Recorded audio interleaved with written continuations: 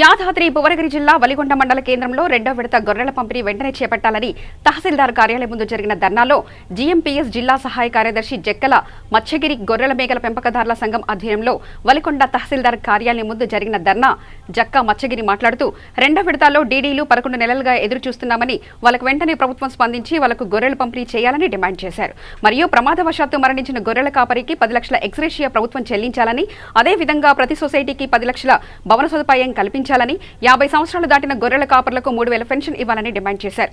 ఈ కార్యక్రమంలో జీఎంపీఎస్ జిల్లా సహాయ కార్యదర్శి జక్కల మత్స్యగిరి ఎంఏ లక్ష్మయ్య, మంటిపల్లి యాదయ్య, జక్కల నవీన్ పాండు, కావటి నరేష్ మర్రి ఐలయ్య, సంకటబుడ్డి నరసింహ, పాక పుల్లయ్య, రేఖసాయి మరియు తదితరులు పాల్గొన్నారు.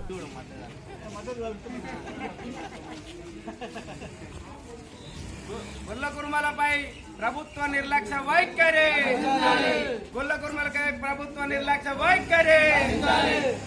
జీఎంపీఎస్ జీఎంపీఎస్ జీఎంపీఎస్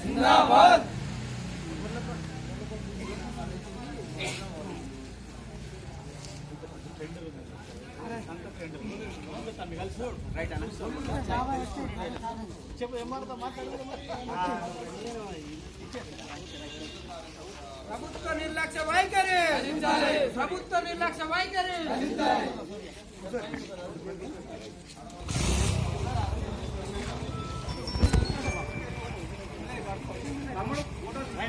వీడియో ఇట్లా తీసిన ఫోటోలు, వీడియో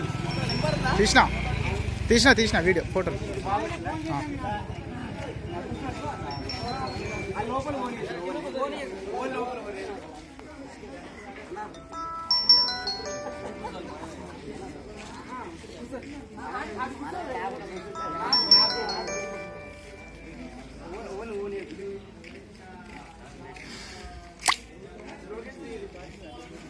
ప్రభుత్వ నిర్లక్ష్య వైఖరి, ప్రభుత్వ నిర్లక్ష్య వైఖరి.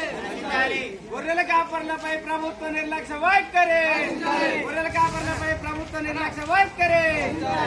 రెండో విడత గొర్రెలు వెంటనే, రెండో విడత గొర్రెలు వెంటనే. ప్రభుత్వ నిర్లక్ష్య వైఖరి.